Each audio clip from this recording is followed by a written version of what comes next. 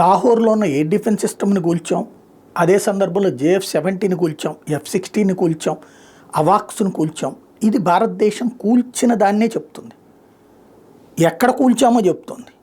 కాకపోతే పాకిస్తాన్ మాత్రం సోషల్ మీడియాలో కూల్చేస్తుంది మన వాటన్నిటిని. S-400ని పాకిస్తాన్ కూల్చేసిందట.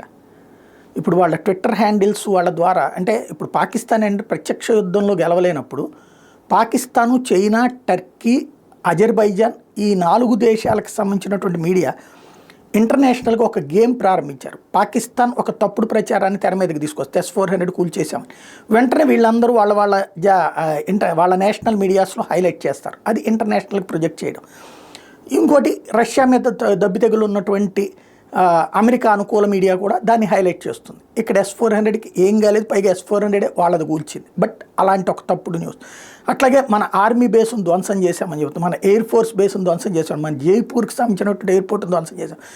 ఏవేవో వీడియోలు పెట్టి వాళ్ళు ప్రొజెక్ట్ చేయడం, దాన్ని ఈ 4 కూడా ఒక ఆర్గనైజ్డ్గా ప్రచారంలోకి తీసుకొస్తున్నారు. ప్రతిదానికి మనం సమాధానం చెప్తున్నది PIB ఫ్యాక్ట్ చెక్ పేరుతో. అట్ ద సేమ్ టైం వాళ్ళకి సంబంధించినటువంటి వాటిని వాళ్ళు చెప్పుకోవట్లేదు. అది ఇక్కడ స్పెషాలిటీ.